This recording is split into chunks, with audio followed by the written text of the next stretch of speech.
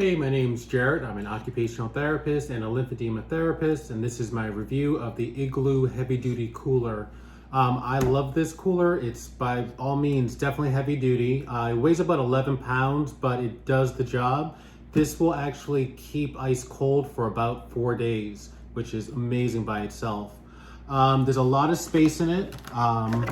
If you open it up, you can see that you can store about, I think it's about 38 cans in this thing here.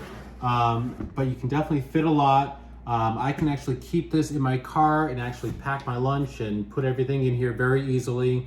We can take it paddleboarding out with us, or even camping or hiking if we'd like to as well. It's nice in the fact that it has these little latches here that will lock it in place. They're rubber and soft and easy to stretch. You can put a lock on here as well in this little hole. If I open this back up, you'll also see that there's also a bottle opener as well right here, which is kind of handy. On the side, you can see that it does have a release nozzle to get rid of any extra ice or water that's in here as well. And it also has a pretty nice handle to help carry it.